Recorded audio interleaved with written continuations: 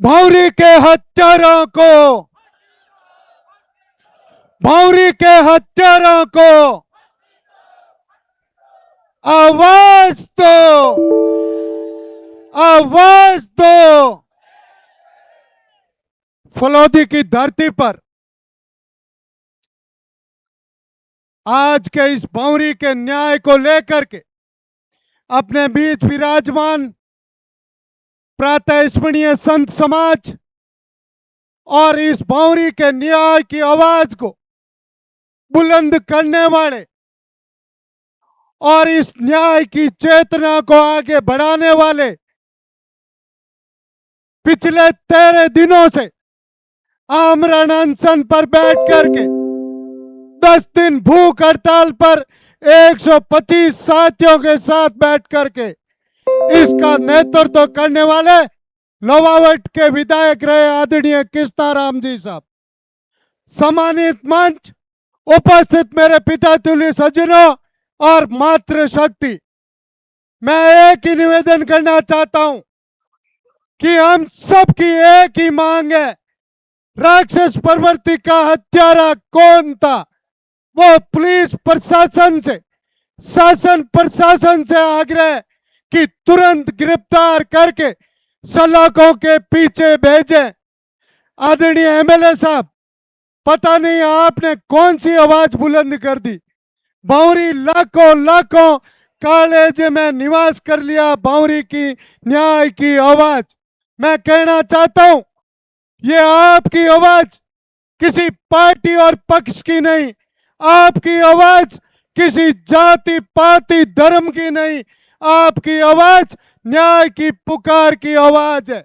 हम पार्टी से अलग आते हैं, हम बीजेपी भी हैं, आप कांग्रेस से, लेकिन आपकी आवाज और न्याय की आवाज के साथ है।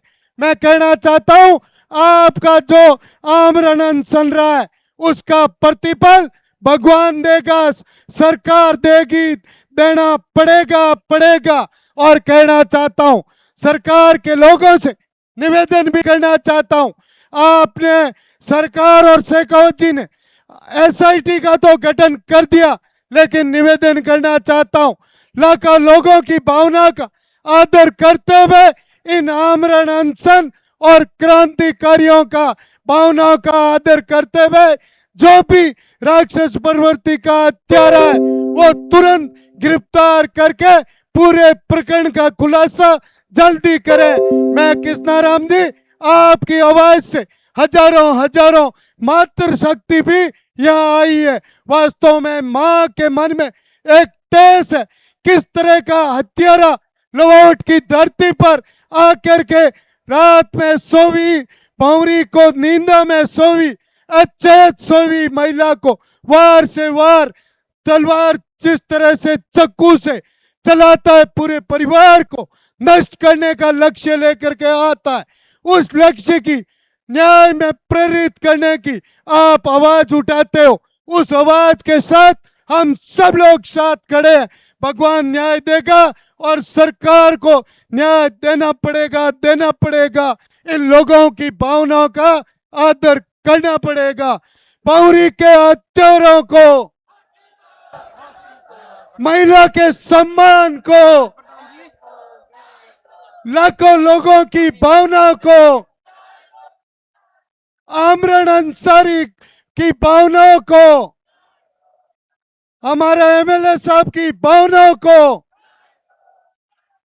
मैं और ओम जी जिस दिन हत्यारा ने हत्या की है उस दिन से लेकर के एमएलए साहब के साथ इस न्याय को बदलने के लिए साथ मिलकर के ये चाहते हैं, न्याय मिले।